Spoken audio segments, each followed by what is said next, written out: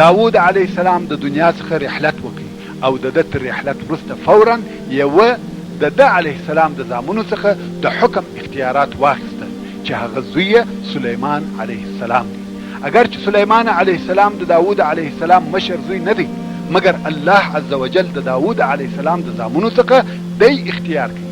الله عز وجل په سورة النمل کې فرمایي وورث سلیمان داود، او سلیمان علیه السلام نبوت، علم او سلطنت د داود علیه السلام څخه په میراث واخیست.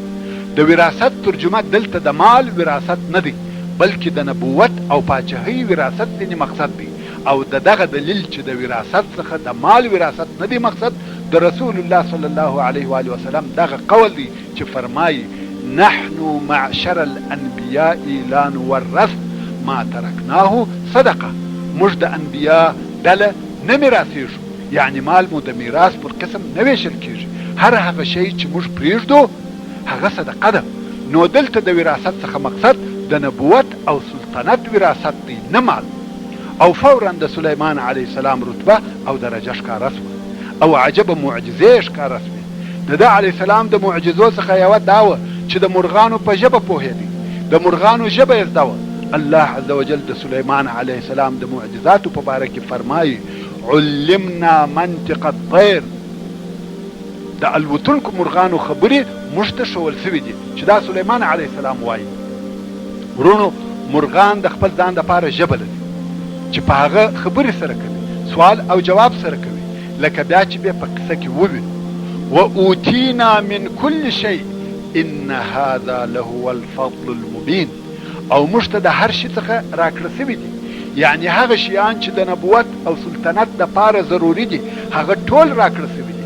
بېشکه چې دغه عطا ښکاره فضل او فضیلت دی. الله عز وجل پاچهي ورکړه، داسې پاچهي چې په ټوله دنیا بلکې په ټوله تاریخ کې د سلیمان علیه السلام تر پاچهي لو پاچهي نسته، نه په هغو کسانو کې چې تر ده د مخه تیر سوي دي او نه په هغو کسانو کې چې تر ده وروسته د قیامت تر ورځې پورې راځي. پر دنیا چې څونه پاچاهان تیر سوي دي او یا تر دې وروسته تیریږي، د مځکې تر ټولو پاچاهانو لوی پاچا سلیمان علیه السلام دی. الله عز وجل هر څه ورکړي وه او حکم یې پر هر شي چلېدی. و اوتینا من کل شی، او یو د هغو شیانو څخه چې و سلیمان علیه السلام ته مسخره سوي وه چې نه تر ده علیه السلام د مخه و چاته مسخره سوي دي او نه تر ده علیه السلام وروسته و چاته مسخره کیږي، جن او پیرانان دي. ټوله جن و ده علیه السلام ته مسخره وه. الله عز وجل په سورة صاد کې فرمایي والشیاطین کل بناء وغواص، او مسخره کړه موږ دته پیرانان د هرې بنا جوړونکي، یعنی د ښو لوړو عمارتو جوړونکي، او غوټه وهونکي، یعنی په لوی دریابو کې غوټه وهونکي پیرانان د جواهرو د رایستلو دپاره. ورونو، د دغه آیات شریف څخه موږ ته د جن یو څه صفات او کمالات را معلومیږي. جن ډلې ډلې او قبایل دي. جن د خپلو ځانو دپاره کارونه او خاصې وظیفې لري چې ځینې یې بنایان دي، ځینې یې غواص او ملاح دي، په دریابو کې غوټه کېدلی سي، د دریابو د تله څخه ملغلرې راباسي، او ځینې یې آهنګران دي او داسې نور چې بیا بیا په قصه کې واورو. الله عز وجل فرمایي والشیاطین کل بناء وغواص وآخرین مقرنین فی الاسباط، او موږ دته مسخره کړه پیرانان هر بنا جوړونکي او غوټه وهونکي، او سلیمان علیه السلام ته متابع کړه نور سرکشه پیرانان چې تړل سوي وه په زنځیرانو کې. هغه پیرانانو چې د سلیمان علیه السلام اطاعت به نه کاوه یا به د یو امر څخه سرکشي وکړه. سلیمان علیه السلام دا قدرت درلودی چې بندیان یې کړي او دوه نفره به په یوه زنځیر کې سره تړل. مقرنین، قرین و ملګري ته وایي. مقرنین فی الاسباط، یعنی هر دوه به په یوه زنځیر کې سره تړلي وه. هذا عطاؤنا فامنن او امسک بغیر حساب. الله عز وجل و سلیمان علیه السلام ته فرمایي دغه سلطنت او تسخیر و تاته زموږ عطا ده، موږ دغه اختیارات درکړي دي. اوس نو که ته د چا سره احسان کوې هم ستا خوښه ده، فامنن یا جزا ورکوې بندي کوې او امسک ستا څخه پوښتنه نه کیږي، بغیر حساب جزا ورکوي، عفو ورته کوي، شی ورکوي، شی ځینې منع کوي. دا ټوله و سلیمان علیه السلام ته جائز او مباح و. سلیمان علیه السلام خود اختیار و، هیڅ حساب او کتاب هم نور سره کېدی. حضرت شاه صاحب لیکي دا څونه مهرباني ده چې الله عز وجل دونه دولت او سلطنت ورکړي او خود مختار هم وګرځاوه، حساب او کتاب یې هم ورمعاف کړه. مګر پر دغه ټولو سربیره سلیمان علیه السلام د خپل لاس د ګټې ډوډۍ خوړل، ټوکرۍ یې جوړولې او بیا یې خرڅولې. سبحان الله. او بیا هم الله عز وجل د سلیمان علیه السلام د سلطنت په متعلق په سورة سبأ کې فرمایي ومن الجن من يعمل بين يديه بإذن ربه ومن يزغ منهم عن أمرنا نذقه من عذاب السعير. او سلیمان علیه السلام ته مو د پیرانانو څخه هغه څوک مسخره کړي وه چې د ده علیه السلام په حضور به د ده د رب په اراده کار کاوه. د ده علیه السلام نوکران او خادمان وه. او که هر څوک د پیرانانو څخه زموږ د امر څخه سرکشي وکړي، یعنی د سلیمان علیه السلام اطاعت ونه کړي، په آخرت کې به د اور عذاب په وسکو. یعنی د پیرانانو څخه هر څوک چې د سلیمان علیه السلام اطاعت ونه کړي، یوازې دا نه چې په دنیا کې عذاب ورکول کیږي، بلکې په آخرت کې هم و اور ته داخلیږي. یعملون له ما یشاء، هر څه چې دی علیه السلام غواړي او د هر چا څخه چې وغواړي چې د خدمت وکړي، باید د امر قبول کړي. یعملون له ما یشاء من محاریب وتماثیل وجفان کالجواب وقدور الراسیات. دغه پیرانانو و سلیمان علیه السلام ته ورجوړول هر هغه شی چې د غوښت، من محاریب د کلاو او قصرو څخه، وتماثیل مجسمه او تصاویر به ورجوړول چې دا د سلیمان علیه السلام په شریعت کې جائز او حلال و، او زموږ په محمدي شریعت کې حرام کړل شو د پاره د دې چې د بوتانو د عبادت ذریعه ونه ګرځي. مګر د سلیمان علیه السلام په شریعت کې جائز او حلال و. نو پیرانانو به مجسمه ورجوړولې. وجفان کالجواب، جفنه لوشي، جفان یې جمع ده یعنی لوشي، جواب حوزونه، یعنی پیرانانو دونه لوی لوشي ورجوړول لکه لوی لوی حوزونه، هر لوشي د یو لوی حوض پر اندازه و. وقدور الراسیات، قدور دیګونه، راسیات ثابته چې حرکت نه کوي. دونه لوی دیګونه و چې ځینې دیګونه د یو لوی قصر پر اندازه و. دغه ډېر لوی دیګ به پیرانانو جوړ کړي، پر ډبرو او نغري به یې کښېښاوه چې بیا یې د ځایه حرکت نه کاوه. دغه دیګونه به د خوړو ډک پاخه کړه. پیرانانو به دغه لوی لوی دیګونه ورپخول او بیا به په هغه لویو لوښو کې اچول، هغه لکه حوزونه، او بیا به دغه خواړه خلقو ته ورکول. ورونو تاسې دغه عظمت ته وګورئ، څوک به دغه حالت ته رسېدلی سي؟ دغه ټول عظمت، شان او شوکت د الله عز وجل په اجازه او قدرت و سلیمان علیه السلام ته ورکړه سوي وه. الله عز وجل فرمایي اعملوا آل داود شکرا وقلیل من عبادی الشکور. یعنی ای د داود علیه السلام کورنۍ د دغه عظیم احسانو شکر ادا کوي، او زما د بندگانو څخه شاکره بندگان لږ دي. او الله عز وجل په سورة الانبیاء کې فرمایي ومن الشیاطین من یغوصون له، او تابع کړي و موږ دته ځینې پیرانان هغه چې په دریابو کې به د ده دپاره غوټې وهلې. یعنی ځینې داسې پیرانان وه چې په اوبازي کې متخصصین وه، د دریاب د نس څخه به ملغلري او جواهرات ورته راوړه. سلیمان علیه السلام چې به د هر شي اراده کول، جواهرات، سره زر، سپین زر، ملغلري، قصرونه، هر شی د علیه السلام تر تصرف لاندې وه. ویعملون عملا دون ذلک، او بیا له دغه ذکر شوو کارو څخه بیا نور ډېر کارونه هم کول. وکنا لهم حافظین، او و موږ دوی لره ساتونکي.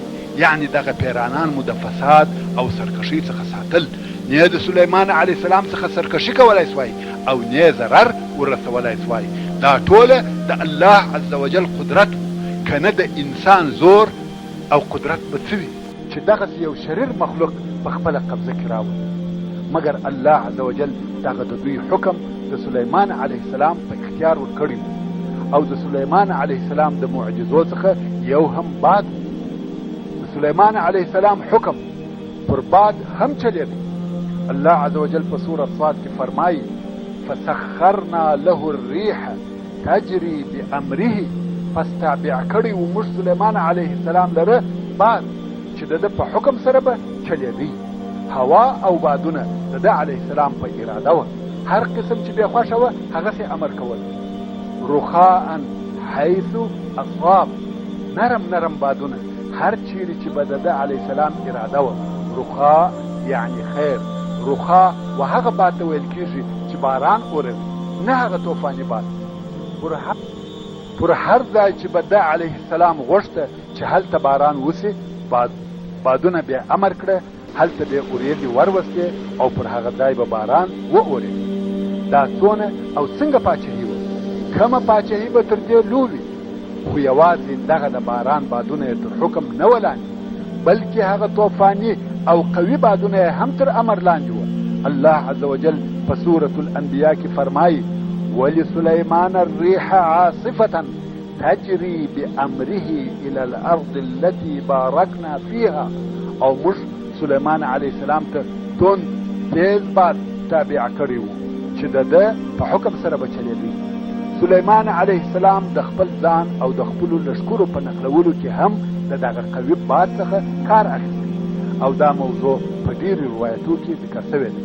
سلیمان علیه السلام یو ډېر لوی تخت د لرګو څخه جوړ کړی و، ډېر لوی تخت چې تختې او لرګي یو د بل سره تړل سوي او میخ سوي وو. کوم وخت چې بیا غوښته چې دی علیه السلام یو ځای ته ولاړ شي او یا لښکر د کفارو د جنګ دپاره یو ځای ته ولېږي، نو به پوره لښکر د خپلو لوازمو سره پر هغه تخت کښېنسته او سلیمان علیه السلام به بعد امر کوي چې تر دغه تخت لاندې شه. بعد به دوی ټوله پورته کړه، هغه مسافه چې لښکر به په یوه میاشت تک و هغه ځای ته رسېدی، د سهار څخه تر ماپښینه به و هغه ځای ته ورسېدل او بیا چې به بېرته راتله دغه د یوې میاشتې مسافه به د ماپښین څخه تر ماښامه قطعه کول. الله عز وجل په سورة سبع کې فرمایي وسلیمان الريح غدوها شهر ورواحها شهر، او سلیمان علیه السلام ته مباد مسخره کړی چې د سهار مزل یې هم د یوې میاشتې لار و او د بیګا مزل یې هم د یوې میاشتې لار و. غدا د سهار او ماپښین تر مابین وخته غداد ویل کېږي او د ماپښین او ماښام تر مابین وخته رواح ویل کېږي. نو د دغه باد په واسطه به د 2 میاشتو مسافه په یوه ورځ طی کول. په تفسیر روح المعانی کې لیکلي دي چې سلیمان علیه السلام به لمر خاته د دمشق څخه رهیسي، د غرمې خوب یې د ایران د استخر په ښار کې کاوه او شپه به یې زموږ کابل ته رسول چې د ده علیه السلام دغه 10 ساعته مزل د 2 میاشتو د مزل سره مساوي و. خو د تعجب ځای دا دی چې نن ورځ د عجیبو او غریبو تیارو او هوایي جهازو په زمانه کې هم داسې منحرف د دین منکر انسانان پیدا کېږي چې د دغسې قسم قصو او واقعاتو څخه انکار کوي. آیا هغه کار چې نن ورځ یې امریکایان او اروپایان د برق، پټرولو او بخار په واسطه کولی شي، الله عز وجل یې د خپل یوه نبي په خاطر په خپل قدرت سره نشي کولی، بلکې کولی شي. او دا د الله عز وجل د طرفه معجزه وه او د سلیمان علیه السلام د معجزو څخه یوه هم د مسو چینه وه. لکه الله عز وجل چې و داود علیه السلام ته اوسپنه نرمه کړې وه، دغه رنګه یې و سلیمان علیه السلام ته یوه چینه ورکړې وه چې د هغې څخه به ویلې سوي مس راوتل چې قطران یا قطر ورته ویل کېږي. وایي الله عز وجل دغه چینه د یمن په اطرافو کې بهولې وه چې پیرانانو به هغه ویلې سوي مس په غالبو کې اچول، لوی لوی دیګونه، لوښي او نور شیان یې ځینې جوړول. دونه لوی دیګونه او لوښي جوړول چې په هر یو کې د یوه لښکر خواړه پخېدل او ځایېدل. الله عز وجل فرمایي واسهلنا له عین القطر، او د ده دپاره مو د ویلې سوو مسو چینه بهولې وه. چینه وه خو د اوبو په عوض ویلې سوي مس ځینې راوتل. هر شی چې به خوښه وه هغه به ځینې جوړول. د سلیمان علیه السلام دپاره معجزې وې، معجزې. د سلیمان علیه السلام آسان ډېر زیات خوښ و، او صافن چې جمع یې صافنات دي، صافن آسان یې ډېر زیات درلوده. اوس نو صافن آس څه شي؟ صافن و هغه آس ته ویل کېږي چې پر درو پښو درېږي او د څلرمې پښې فقط شونګرې پر ځمکه تکیه کوي. په خیال، غرور او تبختر سره درېږي چې دا د آسانو د هغه بهترینو قسمو څخه دي. نو سلیمان علیه السلام دغسې آسان ټولول او د جهاد دپاره یې ساتل، او بل یې هغه ډېر تیز آسان درلوده چې هغه ته په عربي کې جواد ویل کېږي او جمع یې جیاد ویل کېږي. نو سلیمان علیه السلام دغه دوه قسمه آسان ډېر زیات درلوده. داسې ډېر روایتونه شته چې وایي دغه آسان تر شلو چې وایي دغه آسان چې د صافنات الجیاد د قسمه و تر 100,000 زیات. نو یوه ورځ یې د مازدیګر په وخت کې دغه آسان د نمایش او معاینې پر قسم د سلیمان علیه السلام و مخ ته تېرول.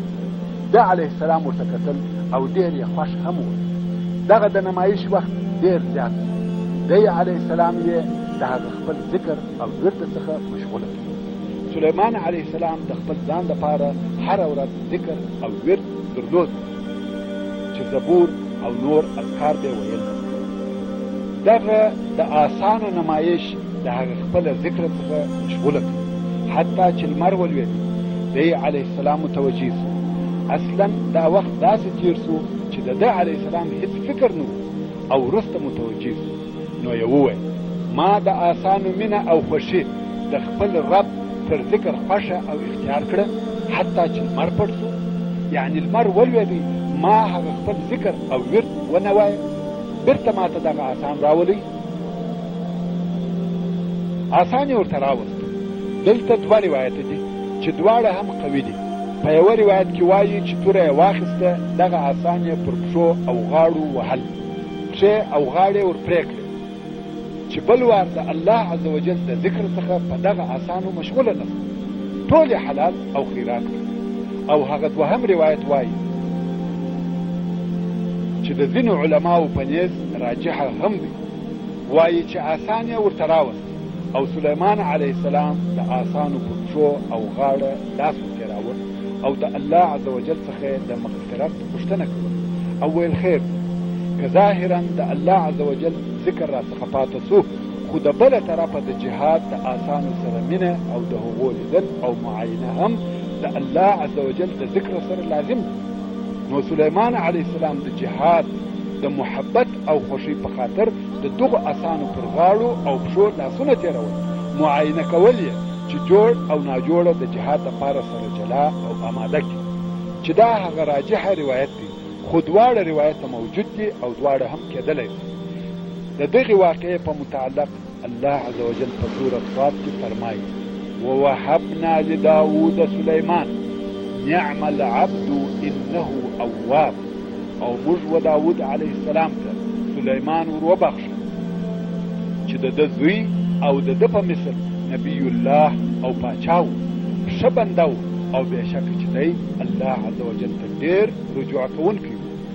اذ عرض علیه بالعشي الصافنات الجیاد.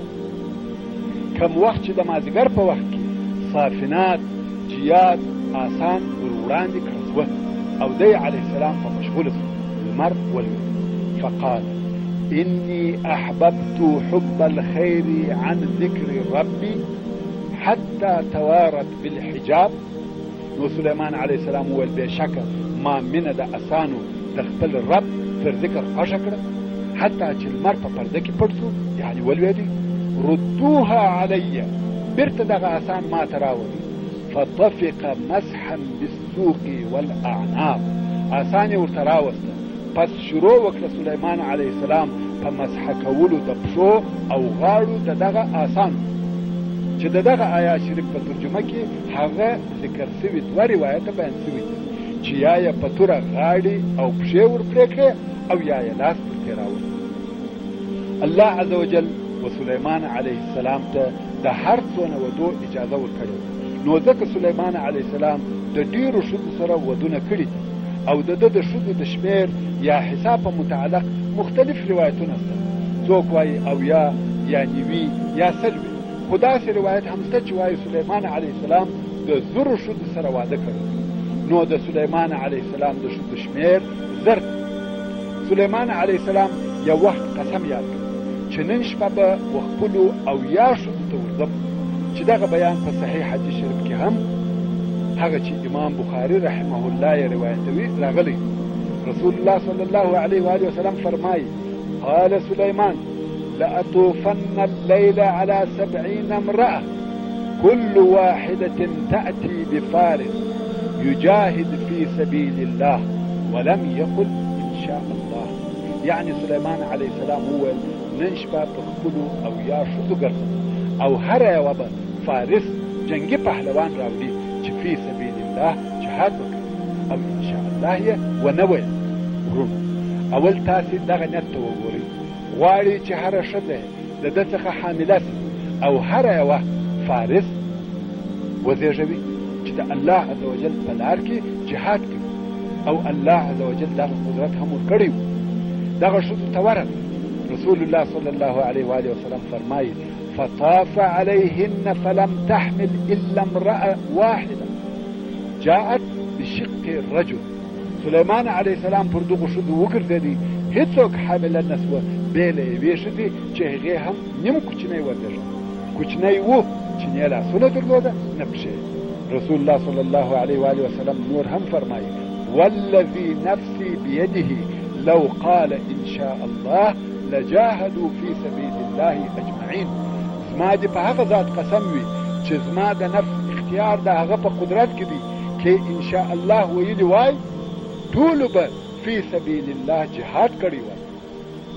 په دې کې موږ ته لارښوونه ده چې مسلمان باید د هر کار سره ان شاء الله ووایي او الله عز وجل دغه واقعه په متعلق په سورة صاد کې فرمایي: ولقد فتنا سليمان والقينا على كرسيه جسدا ثم اناب. يعني خامخا موږ سليمان امتحان کړی دی او د ده پر تخت یو جسد ور وغورځاوه، بیا ده و الله عز وجل ته رجوع وکړه. د جسد څخه مقصد دغه بې لاسه او بې پښو هلک دی. دا د الله عز وجل د طرفه تنبیه وه چې واخلي دغه ستا د قسم نتیجه ده. سلیمان علیه السلام د دغه حالت په لیدلو سره د افسوس او پښیمانۍ سره و الله عز وجل ته رجوع وکړه. د ان شاء الله پر نه ویلو یې استغفار او د بخښنې طلب وکړه. تر دغه وروسته بیا همیشه ان شاء الله ویل. الله عز وجل و سلیمان علیه السلام ته په قضا او فیصلو کې پوهه او حکمت ورکړی و.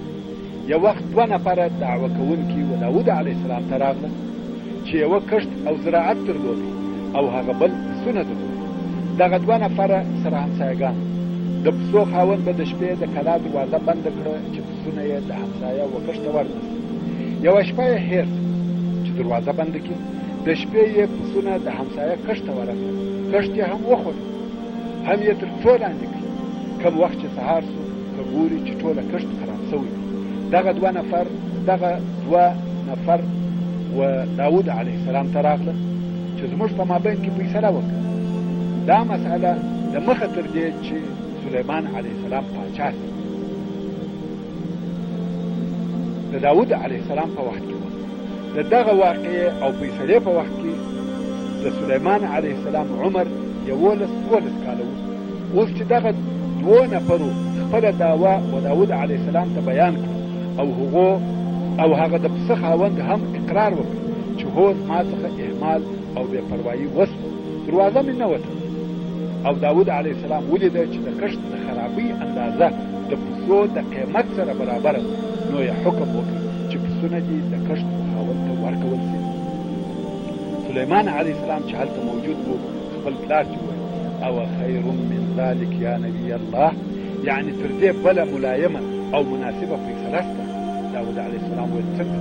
سلیمان علیه السلام ویل: پسونه د کښت و خاوند ته ورکړه، د شیدو او وړیو څخه دې فایده اخلي، او کښت د پسو و خاوند ته ورکړه چې کار پکښې کوي، تر څو چې کښت بیرته و هغه پخواني حال ته رسیږي.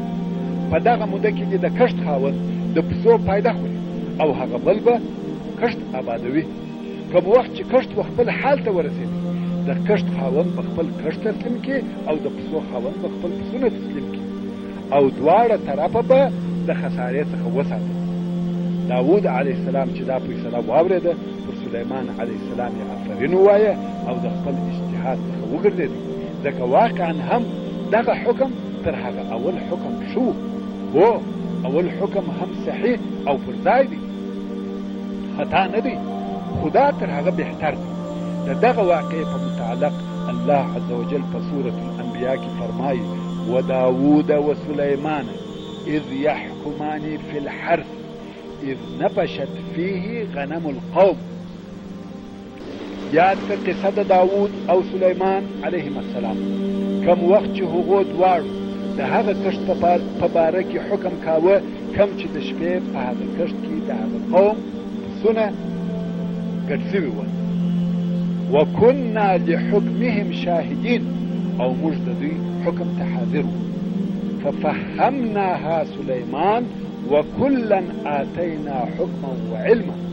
پس په هغه فتوا او فیصله مو سلیمان وپوهاوه او موږ به هر یوه ته د دوی دواړو حکم نبوت او پوهه ورکړې وه. د سلیمان علیه السلام د پوهۍ او په دعوو کې د حکیم قضاوت بل مثال هغه دی چې امام بخاري او امام مسلم یې روایتوي. دوې ښځې و سلیمان علیه السلام ته راغلې او فیصله یې غوښته چې د هغو کیسه داسې دوې ښځې وې چې هر یوې د درو څلورو شپو د دې کوچنی زوی درلود. یوه شپه شرموش راغلی د دغه مشرې زوی یې وخوړ. اوس چې دې خپل زوی د لاسه ورکړي په هغه شپه ورغله د هغه بلې زوی یې واخیستی. سهار چې کشرې وکتل زوی یې نسته.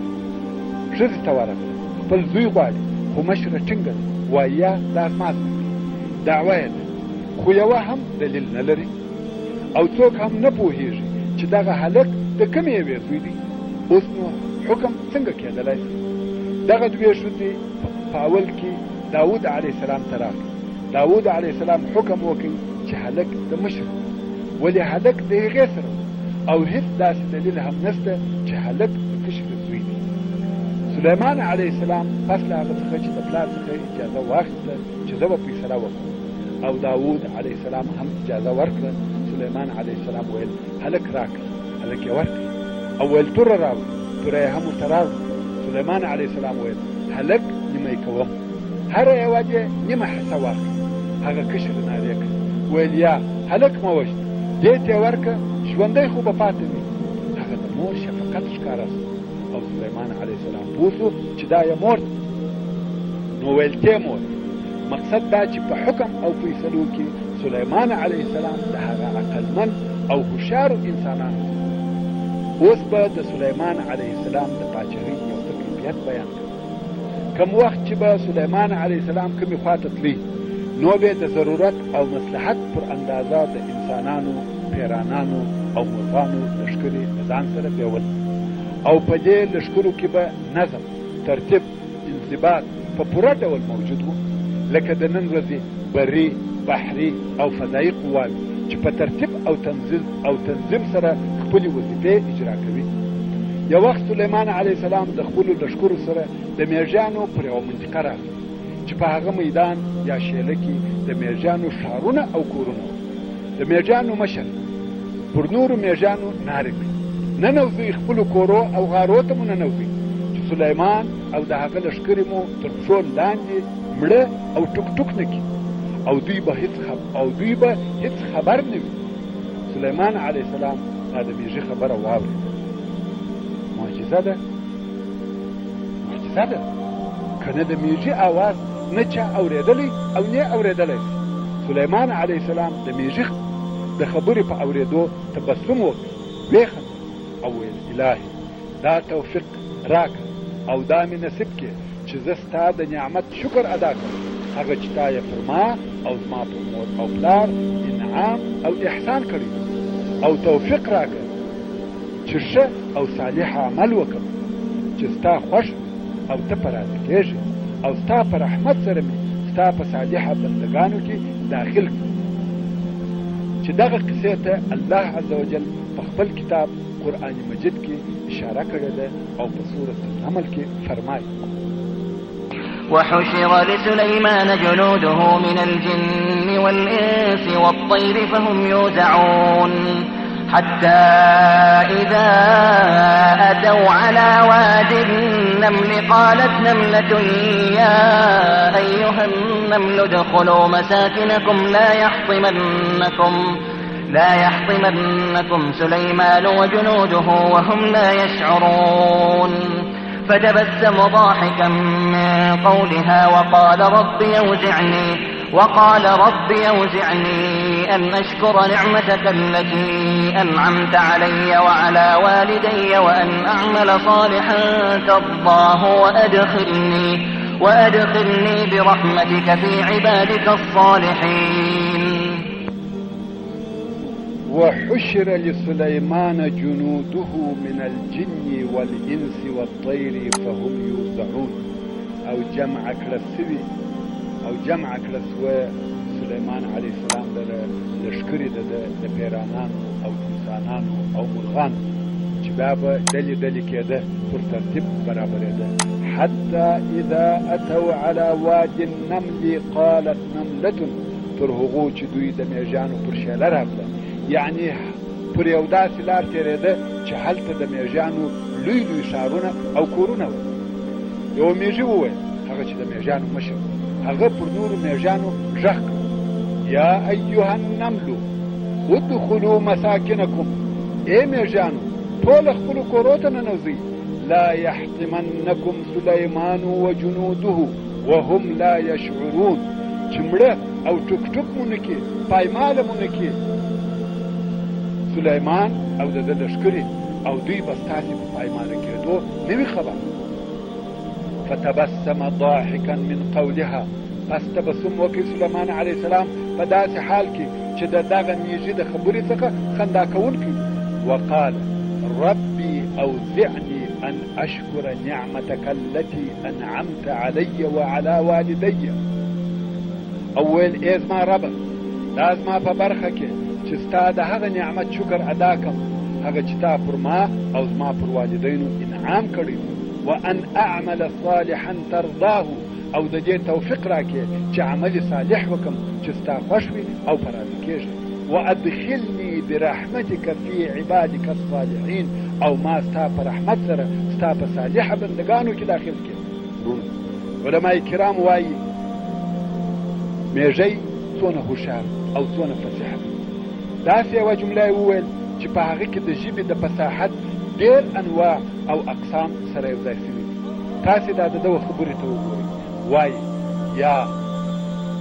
یا حرف ندا او ناره، ایها تنبیه او خبرتیا ده، ادخلوا امر ده، لا يحتمنکم نهي، سلیمان خاف، وجنوده عام، وهم لا يشعرون د هغو عذر هم بیان چې هغه مو نه ویني او په تاسې به نه وي خبر. دا څونه فصاحت دی. دغه رنګه سلیمان علیه السلام د بلقیس سره چې د یمن پاچا وه هم یو عجیبه کیسه لري، چې دغه کیسه د هدهد څخه را شروع کېږي. هدهد یو مرغه دی چې موږ لاچرګک ورته وایو. سلیمان علیه السلام ته د ده لښکرې سره را جمع شوې چې د مرغانو په جمله کې هدهد ونه لید. نو یې وویل څه سبب دی چې هدهد نه وینم؟ آیا د دغه مرغانو په مابین کې پټ دی او یا غیر حاضر دی؟ ورونو، هدهد څو خویونه لري چې د هغو د جملې څخه یو دا دی چې تر مځکه لاندې اوبه ور معلومېږي. دا حس لري چې دلته اوبه شته. او بل دا چې هدهد تر خاورو لاندې چنجان وي، هغه راباسي او خوري. نو اوس هدهد نسته. نو سلیمان علیه السلام وویل خامخا به ډېر سخت عذاب ورکړم، یا به حلال کم او یا به د خپل غیر حاضرۍ په خاطر کم ښکاره او واضحه دلیل راته وایي چې په دغه سبب غایب و. خو لږ وروسته هدهد راغی او د سلیمان علیه السلام په حضور کې ودرېد او ویې ویل زه خبر یم په هغه شي چې ته نه یې په خبر. یعنې داسې قضیه شته چې په هغه کې زه معلومات لرم او ستاسو سره نشته، او ما د سبا څخه یو یقیني خبر درته راوړم. سبا په یمن کې د یو ښار نوم دی چې دغه ښار په هغه وخت کې د یمن پایتخت هدهد هلته تللی او اوس راغی. سلیمان علیه السلام ته د هغه ځای خبر وایي. دا داسې خبر دی چې سلیمان علیه السلام نو په خبر، نو ویل ما هلته یوه ښځه ولیده چې دغه د سبا پر خلقو یې پاچهي کوله او دغه ښځې ته هر شی ورکول سوی و، په هر شي کې مال، اسباب، فوج، اسلحه، حسن او جمال ټول شامل، نو ویل هر شی ورکول سوی و. او هغې ښځې یو ډېر لوی عرش پایتخت درلود، ډېر لوی تخت چې د حکم په وخت کې به پر هغه تخت کښېنستل چې په جواهراتو او ګران قیمته مرغلونو ښایسته سوی. ډېرې حصې یې د سرو او سپینو زرو څخه جوړې سوي وې. مفسرین د دغې پاچا ښځې نوم بلقیس لیکلی. هدهد ویل ومې لیده چې دغه ښځه او د دې قوم بې له الله جل جلاله ولمر ته سجده کوي او شیطان و دوی ته دغه د دوی عمل ښه ایسولی دی او دوی یې د سمې لارې څخه منع کړي، نو خود سمه لار نشي پیدا کولی. هدهد په خپلو دغه خبرو سره واکې سلیمان علیه السلام تشویقوي چې د دغه قوم سره جهاد وکړي. نو خود هدهد نور هم څه وویل، دغه قوم و الله ته سجده نه کوي، هغه الله چې د مځکې او آسمانو څخه پټ شیان راباسي، او هغه الله چې ستاسې د زړو پټ حال او ښکاره حال ور معلوم دی. هدهد خو د مخه د بلقیس د عرش او تخت بیان وکړي دپاره د دې چې انسان د بلقیس په عرش خطا نه وځي، مغروره نه سي، نو یې په خپلو خبرو کې واحد الله ذکر کړي او د هغه عظیم عرش یې یاد کړي. ویې ویل الله لا اله الا هو رب العرش العظیم. الله دی، نسته هیڅ شی د عبادت وړ او لایق مګر یوازې همدی دی. رب د هغه ډېر لوی عرش، یعنی د ده عز وجل د عظیم عرش سره د بلقیس تخت هیڅ نسي برابرېدی. سلیمان علیه السلام ورته وویل ژر ده چې موږ به وګورو ستا د دغه خبرې معلومات چې تا رښتیا ویلي دي او که ته د درواغ ویونکو څخه یې.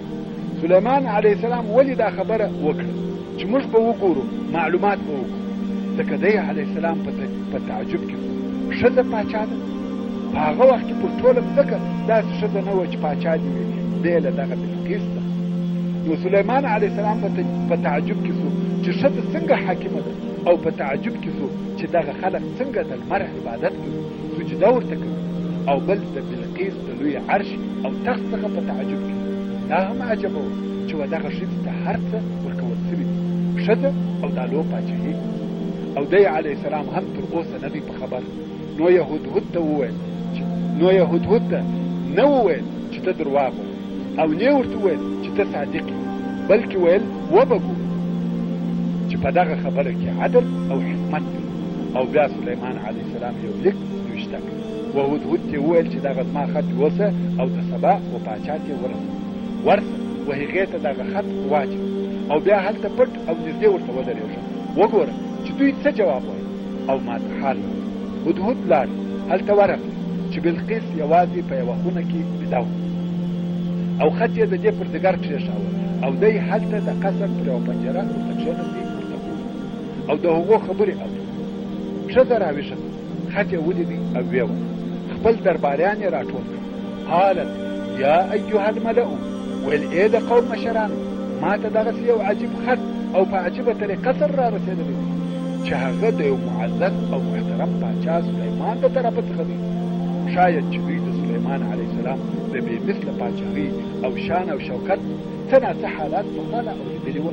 نو ویل دا خط د سلیمان علیه السلام د طرفه دی او په هغه کې لیکلي دي بسم الله الرحمن الرحیم الا تعلو علی واتوني مسلمین. شروع په نامه د الله چې ډېر مهربان او ډېر د رحم خاوند دی. مقصد دا چې پر ما کبر او لوی مه کوئ او تاسې ما ته مسلمانان راغلئ، یعنې و الله عز وجل فقط دغه دوې کلمې خط ورون داسې جامع مختصر او د عظمت څخه ډک خط به ممکن په دنیا کې ډېرو لږو کسانو لیکلی چې د دغه خط مطلب داسو چې زما په مقابل کې هیڅ زور ازمایي فایده نه در رسوي. ستاسې خیر او فایده هم په دغه کې ده چې اسلام ومنئ او زما احکامو ته تسلیم سئ. اوس چې بلقیس دغه خط د خپل قوم او مشرانو ته ووایه نو ویل ای مشران، تاسې ما ته په دغه کار کې مشوره راکړئ او دا تاسې ته معلومه ده چې زه هیڅکله د یو کار فیصله نه کوم او نه مې کړې ده تر څو چې تاسې حاضر نه سئ او مشوره را نه کړئ. هوښیاره ښځه د قوم سره مشوره کوي، مګر قوم چې د عقل د خوا ضعیفه وو څه ورته ویل موږ د زور او قوت خاوندان یو، څوک مو مخ ته نسي درېدلی، اسلحه لرو، قوت لرو، حکم او اختیار ستا دی. وګوره هر څه چې ستا خوښه وي هغسې امر وکړه، موږ یې منو. ورونو دا څنګه مشوره وه چې دوی ورکړه؟ دغه خلقو عقلي ضعف درلود، فقط دا پکښې هوښیاره وه، نو ځکه دا د دوی حاکمه وه او پاچا یې. نو دا وه چې و دوی ته صحیح مشوره ورکړه. بلقیس ویل په جنګ کې خیر نشته. پاچاهان چې هر وخت په جنګ او زور په کوم کلي یا ښار ننوځي دوی هغه ښار خرابوي او د هغه ښار عزتمند او مشران خلق سپک او ذلیله کوي، بندیان یې نیسي. خو زه به د سلیمان علیه السلام یو امتحان واخلم، معلومات به وکړم، زه به هغه ته هدیه او سوغاتونه د یوې ډلې په لاس ورولېږم، بیا به زه وګورم چې دغه قاصدان د خپله ځانه سره څه اخبار او احوال راوړي. یعنې دغه زموږ نفر چې هلته ورسي معلومه به سي چې رښتیا هم دی قوي دی، کولی سي چې ما د ځان تابع کړي او د هدیې په مقابل کې به د ده عکس العمل او تصرف چې شوي. بلقیس غوښته چې د سلیمان علیه السلام ذوق او شوق ځان ته معلوم کړي چې د څه شي سره ډېره زیاته علاقه لري.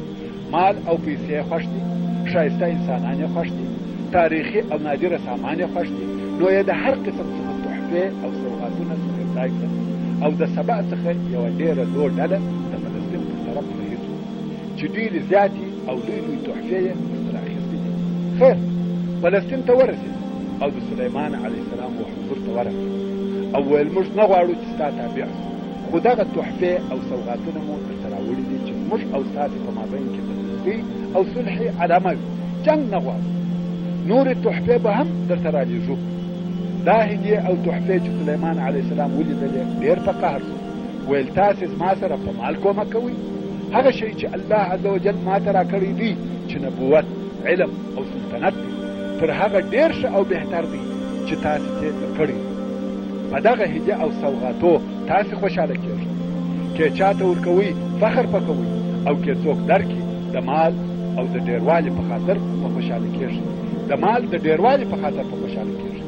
زه ستاسې د دغه تحفو او هدیو ته هیڅ اهمیت نه ورکوم. ای قاصد بېرته ولاړ بلقیس او د دې قوم ته ووایه چې ټوله دې مسلمانان و ما ته تسلیم راسي، که نه د دوی جنګ او مقابلې ته به داسې لښکر ورولېږم چې د مقابلې مقاومت یې هېڅوک نه لري او خامخا به موږ دوی په داسې حال کې چې خوار او ذلیله وي د دغه ښار څخه د سبا وباسو، بې عزته او بې حرمته به خوار، زهیر او بندیان به دغه رالیږل شوې ډله بېرته یې منځته ولاړه او خپل قوم یې د سلیمان علیه السلام په حالاتو خبر کړي. ویل هېڅ امید نشته چې موږ دې کامیابه شو، هېڅ کار مو فایده نه لري، تسلیم سئ. بلقیس هم سلیمان علیه السلام ته حال ولېږي چې تا ته به تسلیم سوي درس تابع به دي. څو د اطاعت او فرمانبردارۍ په مقصد د ډېر سامان او لښکرو سره د سلیمان علیه السلام په طرف وررهي شو. کوم وخت چې بلقیس د شام و حدودو ته ورنږدې شوه، سلیمان علیه السلام په خپل مجلس کې و حاضرو خلکو ته وویل ایا داسې یو څوک شته چې د بلقیس هغه لوی شاهي تخت، هغه چې په سبا کې پروت دی، د دې تر راتلو د مخه ماته راوړي؟ په دې کې د سلیمان علیه السلام مقصد دا و چې بلقیس ته هغه خپل عظمت او قوت چې الله عز وجل ورکړی دی وښکاره کړي، چې دا ښه وپوهېږي چې سلیمان علیه السلام یوازې دا نه چې پاچا دی، بلکې یو بل فوق العاده باطني قدرت هم ورسره دی. عفریت چې د پیرانانو څخه قوي او زورور پیری و، هغه ویل د مخه تر دې چې ته د دغه خپل مجلس څخه ولاړېږې زه به یې درته راوړم. سلیمان علیه السلام عادت د سليمان عليه السلام عادت چې د سهار څخه تر ماپښینه په دغه مجلس کې کښېناستي. نو عفریت ویل د مخه تر دې چې ستا دغه مجلس پای ته ورسېږي عرش به ستا مخ ته پروت وي. او ویل زه قوي او امانتکار یم، یعنی کولی شم چې راوایخلم او هغه جواهر چې پکښې کار شوي دي هغو ته هم لاس نه ورکړم، خیانت نه پکښې کوم. خو په دا مجلس کې یو بل څوک چې د سماوي کتابو علم ورسره و، الله عز وجل د الله عز وجل د نومو په تاثیراتو خبر او اسم اعظم هم ورته معلوم. هغه اسم اعظم چې یو څوک په هغه سره دعا وکړي قبلیږي. هغه وویل زه به د سترګو په رب کې درته راوړم چې ته یو شي ته وګورې او بیا د هغه څخه سترګې را اړوې، هغه تخت به دلته پروت وي. سلیمان علیه السلام هم د اسمان و کنارو ته وکتل چې بیرته یې خپل لیک را وګرځاوه. د بلقیس د پاچاهۍ هغه لوی تخت یې مخ ته پروت و. کله چې سلیمان علیه السلام ولیده چې تخت د ده په حضور کې پروت دی نو یې وویل هذا من فضل ربي، دغه د تخت دغه ژر راوړل زما د رب د فضل او احسان څخه. دا څونه عظمت او قدرت دی چې داسې لښکرې لري چې هغه دې دغه کارونه ورته کوي. نو سلیمان علیه السلام وویل هذا من فضل ربي، دا زما د رب د فضل څخه دی دپاره د دې چې ما امتحان کړي چې آیا زه د الله عز وجل پر نعمتو شکر کوم او که ناشکري کوم. مګر په حقیقت کې سلیمان علیه السلام په هر قدم او هر لحظه کې د الله جل جلاله د نعمتو شکرونه ادا کول. او بیا یې وویل هر څوک چې شکر ادا کوي هغه خپل ځان ته شکر کوي، یعنی د شکر کولو فایده خپل ځان ته رسیږي چې په دنیا او آخرت کې نعمتونه ورکول کېږي. او هر چا چې ناشکري وکړه بېشکه چې زما رب غني او بې پروا دی، د چا و شکر ته ضرورت نه لري او زما رب کریم دی. زموږ د ناشکریو څخه د ده عز وجل په صفاتو کې هیڅ نقص او کمی نه پیښیږي. او بیا نو سلیمان علیه السلام وویل د بلقیس په تخت کې یو څه تغییر راولي چې آیا دا یې پیژني که یا. په دغه کار یې د بلقیس د عقل امتحان مقصد چې آیا عاقله ده و سمې او حق لارې ته په اساني سره رااوړي که جاهله پر هغه خپل کفر او شرک په ټینګه ولاړ. نو یې د تخت جواهرات پر لواړ، د دغه ځای جواهر یې پر هغه بل ځای کښېښول، د هغه ځای دا یې دلته نصب کړه. تخت هغه تخت دی خو هغه جواهرات چې پر کار شوي وه هغه یې پر لواړ، د هغه خپلو ځایو څخه یې تغییر ورکړ. اوس چې بلقیس راورسېده او تخت یې ولیدی په تعجب کې شو چې دا خو داسې تخت دی لکه هغه د دې تخت. او دلته ورته وویل شو آیا ستا تخت هم دغسې دی؟ ګورې داسې نه ورته وویل چې آیا دغه ستا تخت دی، بلکې ورته وویل شوه آیا ستا تخت هم داسې دی؟ څرنګه چې بلقیس هوښیاره وه جواب یې هم حکیم او هوښیار و. نه وویل چې هو دا زما تخت دی، په تعجب کې ده زه خپل تخت هلته په یمن کې پرې ایښی، هغه دلته څنګه راغی؟ او نه وویل یا دا زما تخت نه دی، ځکه دا تخت هغسې دی لکه د دې تخت، مګر هغه د دې تخت د جواهراتو په ترکیب کې لږ فرق ورسره لري. نو یې یوه معقوله او عجبه خبره وکړه.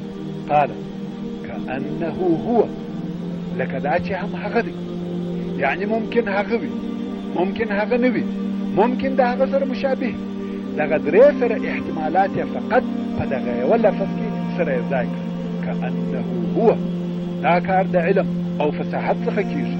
کأنه هو، ممکن هغه دی، ممکن هغه وي، ممکن هغه نه وي، ممکن د هغه سره مشابه. سلیمان علیه السلام چې دا د دې معقول جواب واورېدی په تعجب کې شو. خو بیرته سلیمان علیه السلام وویل موږ ته تر دې د مخه علم راکړه سوی دی او موږ مسلمانان هو دا پوه او هوښیاره ده. مګر سلیمان علیه السلام تر دې عالم او مسلم و. اوس چې بلقیس په امر او پاچهي کې د سلیمان علیه السلام تابع شوه مګر ایمان یې نه راوړ، پر هغه خپله عقیده او کفر پاته. البته په زړه کې یې څه ناڅه د اسلام سره علاقه پیدا شوې ده، خو د اسلام اظهار یې په ښکاره ډول سره نه دی کړی. ولې دا د هغه باطلو معبودانو فکر او خیال او د کفارو صحبت او تقلید د ایمان راوړلو څخه منع کړی و. نو سلیمان علیه السلام دا اراده وکړه چې چې په خپله پاچاهي کې داسې یو شی وښکاره کړي چې د بشر د مصنوعاتو او قدرتو څخه نه وي. نو ویل راځه و یو قصر ترې راوست، داسې قصر چې ټوله د ښیښې او هندارې څخه جوړ شوی و. د دغه قصر مځکه یا فرش هم د ډېرې صافې ښوی نازکې هندارې څخه جوړ شوی و. داسې ښیښه او هنداره چې چا فکر نه کاوه چې دلته دې هنداره او تر دغه صافې نازکې او عجیبې هندارې لاندې اوبه وې. اوس چې دوی دغه قصر ته راغله، بلقیس ولیده چې اوبه بهېږي، ودرېده. سلیمان علیه السلام ویل ګرځه قصر ته در داخله. بلقیس ویل اوبه دي، د دې په ګمان خو ژورې اوبه وتلې. ده علیه السلام ویل هو درځه. ښځې خپل کالي یا پایڅې راپورته کړې او ور داخله. دې خو دا فکر کاوه چې زه په اوبو ګډېږم. اوس چې پښه کښېښول هغه هنداره په تعجب کې چې دا څنګه کار دی؟ دا کار خو بشر نسي کولی. ورونو دا هغه قصر و چې پیرانانو و سلیمان علیه السلام ته ور جوړ کړی. سلیمان علیه السلام ورته وویل دا قصر دی چې په دقت سره د ښیښې څخه جوړ شوی دی. بلقیس چې دا کیفیت ولیدی پوه شوه چې سلیمان علیه السلام یوازې دا نه چې پاچا دی بلکې د الله عز وجل د طرفه نبي دی. نو یې ایمان راوړ او ویل ای زما ربه، بېشکه چې ما پر خپل ځان ظلم کړی او اسلام مې راوړی دی د سلیمان سره. خاص هغه الله ده چې رب د عالمینو دی. قال ربي إني ظلمت نفسي وأسلمت مع سليمان لله رب العالمين. يعني يا الله زستا منونکی یم او د سلیمان علیه السلام دین او طریقه اختیاروم. تر اوسه مې پر خپل ځان ډېر ظلم کړی دی چې په شرک او کفر مبتلا وم. اوس د هغه څخه توبه کوم او ستا د ربوبیت و دربار ته رجوع کوم. بلقیس ایمان راوړ او داسې ډېر روایتونه شته چې سلیمان علیه السلام واده ورسره وکړ. ورونو دغه قصه الله عز وجل په قرآن مجید کې د سورة النمل په 25 مشرفو آیاتو کې ذکر کړی ده چې د 20 نمبر آیات څخه شروع کېږي او د 44 نمبر آیات په پوره کېدلو سره پای ته رسېږي. چې اوس به دغه مبارک آیاتونه قاری شیخ عبدالودود تلاوت کړي.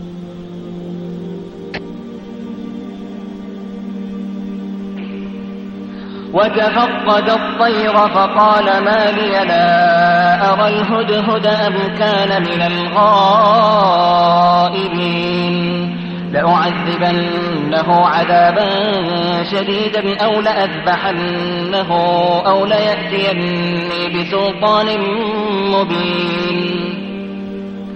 فمكث غير بعيد فقال أحطت بما لم تحط به وجئتك من سبأ بنبأ يقين.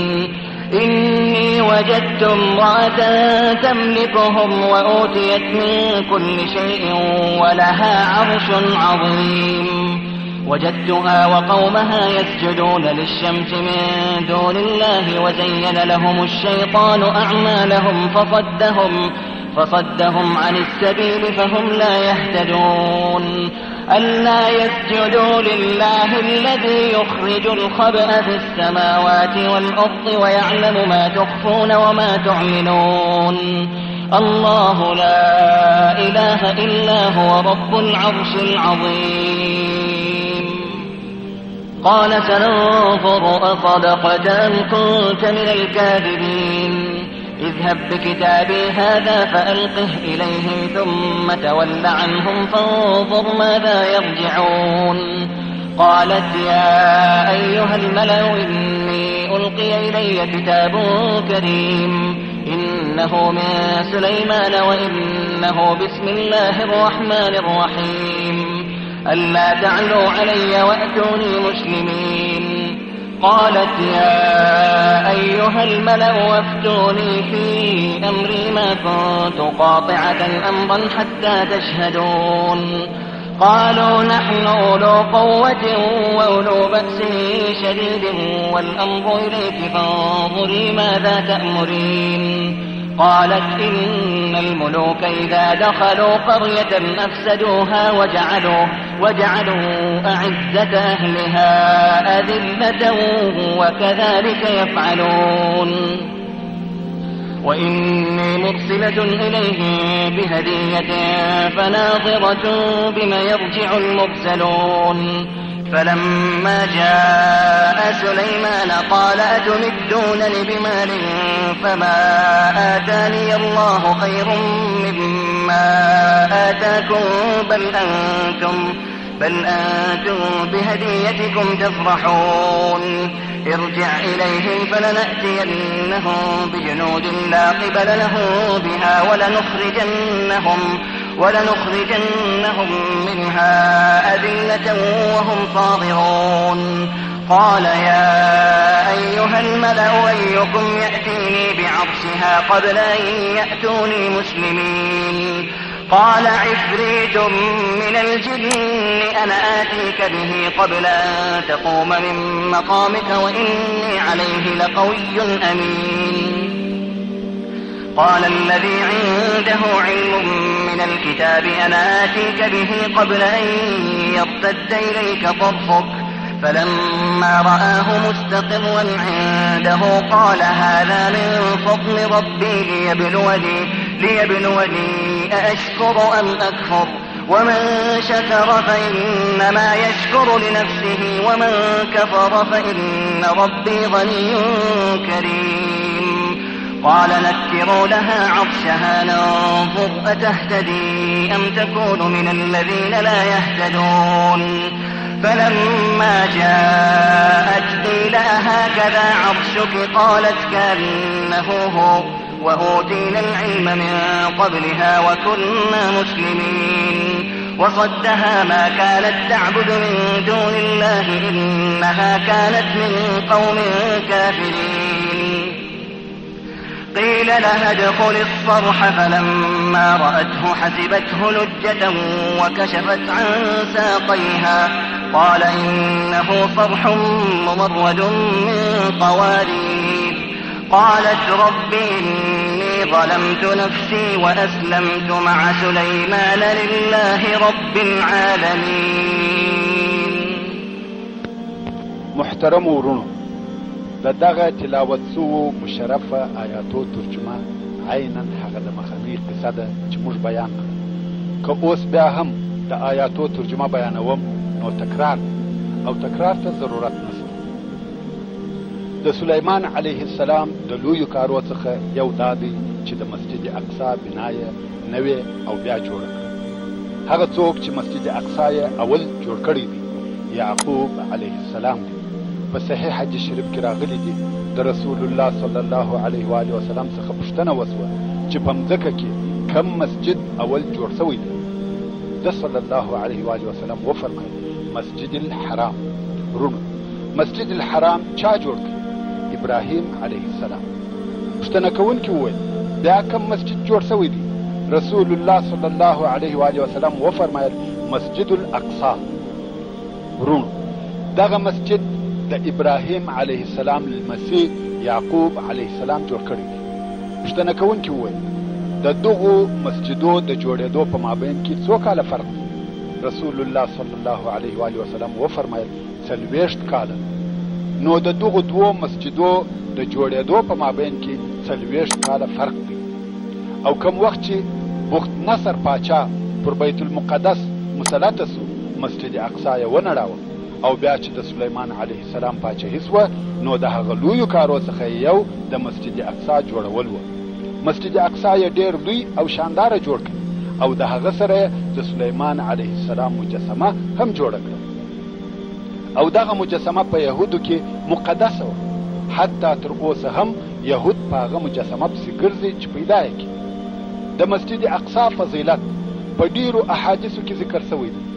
یو هغه چې رسول الله صلی الله علیه و آله وسلم فرمایي په مسجد الحرام کې یو لمونځ د 100,000 لمونځو فضیلت لري او زما په دغه مسجد کې یو لمونځ د 100 لمونځو فضیلت لري چې هغه په مدینه منوره کې مسجد نبوي دی او په مسجد اقصی کې یو لمونځ د 500 لمونځو فضیلت لري.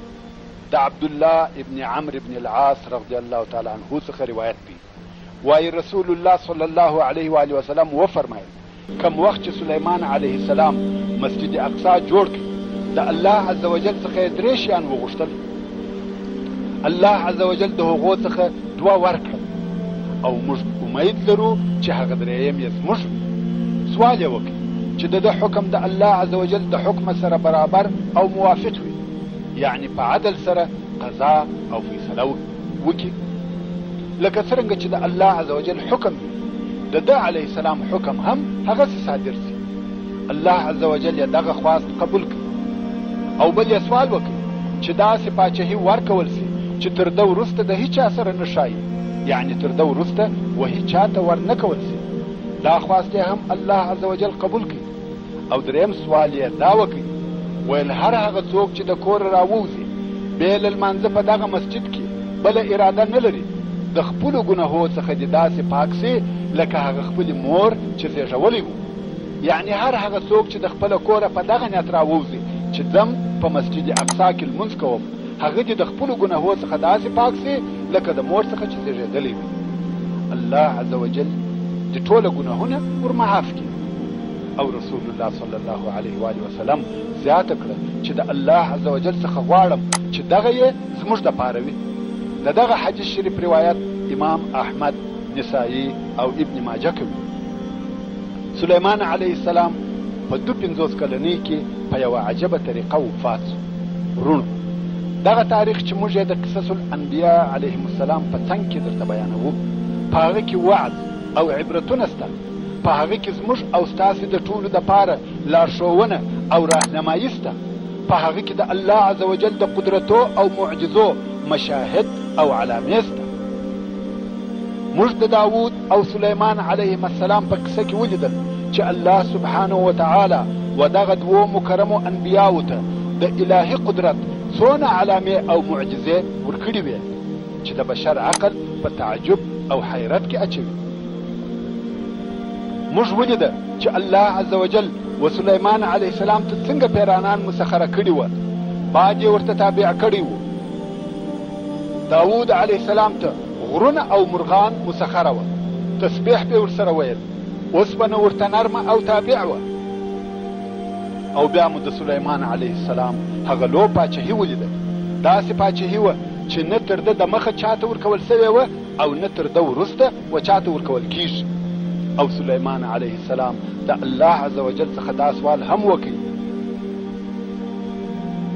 چې د ده پاچهي دې داسې پاچهي وي چې تر ده وروسته وهي چاته ور نه کول سي. ډېره لو او پراخه پاچهي وه، خو دغه لو پاچهي د هغه خپل ټول عظمت سره سره د خپلو ټولو قدرتو سره سره څونه پراخه او څونه پرمختللې پاچهي وه، مګر بیا هم سلیمان علیه السلام بشر و او بشر مري، فنا کیږي. انسان چې هر څونه قوت ته ورسیږي، هر څونه غنا او مالداري ته ورسیږي، هر څونه عظمت او جبروت ته ورسیږي، بیا هم د سلیمان علیه السلام د پاچهي و عظمت ته نه ورسیږي. مګر سلیمان علیه السلام هم وفات شو. الله عز وجل فرمایي انک میت وانهم میتون. او الله عز وجل دا اراده وکړه چې د سلیمان علیه السلام په وفات سره خلقو ته پند او عبرت ورکړي. ورونو په هغه زمانه کې خلق په جن او پیري سره امتحان کړه سوي وه.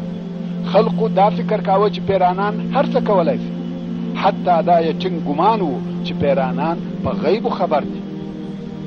الله عز وجل دا اراده وفرمایل چې د سلیمان علیه السلام په وفات سره خلقو ته دا وښکاره کړي چې جن نه په غیب خبر دي او نه خبرېدلی سي. ورونو د سلیمان علیه السلام د وفات کیسه داسې ده. سلیمان علیه السلام د خپل ژوند په آخرو وختو کې پیرانان په یوه کار امر کړه چې وایي دغه کار د بیت المقدس تجدید او بیا آبادول وه. کار ډېر شدید او سخت و. سلیمان علیه السلام به ورته ولاړ او پیرانانو به د ده علیه السلام په حضور کار کاوه. او دا خو معلومه خبره ده کم وخت چې به دی علیه السلام ورته ولاړ و، پیرانانو په کار کې کاهلي او ټنبلي نه سوای کولی، پرله پسې کار به کاوه، بیرېدل. ځکه سلیمان علیه السلام د آخرت تر عذاب د مخه دلته په دې دنیا کې جزا ورکول، بندیانول یې. الله عز وجل داسې ورته مسخره کړي وه چې هر څه په کولای سوای. مقصد دا چې پیرانان ډېر ځینې بیرېدل. نو سلیمان علیه السلام ورته ولاړ دی، د دوی مراقبت کوي او دوی د ډبرو سخت کار کوي. دی علیه السلام ورته ولاړ دی، ورته ګوري او دوی کار کوي. سلیمان علیه السلام ته چې عمر یې 52 کاله و، دا ور معلومه سوه چې د وفات وخت مې رانږدې دی. نو سلیمان علیه السلام خپله لکړه واخیسته، لاسونه یې پر لکړه تکیه کړه، ولاړ دی او دوی ته ګوري. پیرانان په کار مشغول دي. د ده علیه السلام د بیرې څخه پرله پسې کار کوي. سلیمان علیه السلام پر دغه حال ولاړ و چې الله عز وجل یې روح قبض کړي او سترګې خلاصې پاته وي. پیرانان کار کوي او پر ده علیه السلام د ژوندي خیال کوي. د سلیمان علیه السلام هغه خلیفه چې تر ده وروسته یې د حکومت کارونه پر غاړه اخیسته، هغه راغلی او پوه سو چې سلیمان علیه السلام وفات شوی دی، مګر داسې ښکاره کول چې سلیمان علیه السلام ژوندی دی. نو به راغلی داسې چم به وکړي لکه سلیمان علیه السلام ته چې د ده په غوږ کې خبرې کوي، او بیا به ولاړ. هره ورځ به دا کار کاوه. پیرانان پوره 1 کال په دغه سخت کار مشغوله دي او سلیمان علیه السلام بې حرکت ورته ولاړ. پیرانان په تعجب کې دي. د ډېرې مودې راهیسې سلیمان علیه السلام حرکت نه کوي، خبرې او خوراک نه کوي، ولاړ دی، د دوی د کار مراقبت کوي او ورته ګوري. پیرانان یو د بله پټ په غوږو کې سره وایي چې شاید وفات شوی وي، خو د بیرې نه څه ویلی سي او نه څه کولی سي. اوس چې 1 کال تیر سو او هغه تعمیراتي کار هم پای ته ورسېدی، الله عز وجل وینا مکلفه کړه. وینا هغه چنجی دی چې لرګی خوري. دغه وینا د الله عز وجل په امر د سلیمان علیه السلام د لکړې په خوړلو شروع وکړه. کوم وخت چې لکړه ضعیفه سوه، ماته سوه، سلیمان علیه السلام ولوېدی، غذار سو. نو پیرانانو ته دا معلومه سوه چې سلیمان علیه السلام 1 کال د مخه وفات شوی دی، او انسانانو ته دا ور معلومه سوه چې پیرانان په غیبو نسي خبرېدلی. که دوی په غیبو پوهېدلی، دا به ور معلومه سوی وای چې دغه د دوی په حضور ولاړ سړی وفات شوی دی، او پوره 1 کال به دغه شاقه کار نه کولی. الله عز وجل په سورة سبع کې فرمایي: فلما قضينا عليه الموت ما دلهم على موته إلا دابة الأرض تأكل من سأته فلما خر تبينت الجن أن لو كانوا يعلمون الغيب ما لبثوا في العذاب المهين. يعني کم وخت چې موږ پر سلیمان علیه السلام د مرګ حکم وکړ او د 1 کال پر لکړه تکیه کړې، جسد ولاړ، نو هیچا دغه پیرانان د سلیمان علیه السلام په مرګ نه کړه خبر، بیله دابة الارض، بیله وینا چې وی خوړله کړه ده. نو کم وخت چې سلیمان علیه السلام پر مځکه ولوېدی، پیرانانو ته د ده وفات ور معلوم سو. که چیرې دغه پیرانان په غیبو پوهېدلی، په دغه تکلیف او مشقت کې به 1 کال نه تېراوه. دا د الله عز وجل اراده وه چې و خلقو ته دا وښکاره کړي چې پیرانان ضعیفه دي او داسې مخلوق دی چې په غیبو نه دي خبر، او د الله عز وجل په امر سره و سلیمان علیه السلام ته مسخره وه.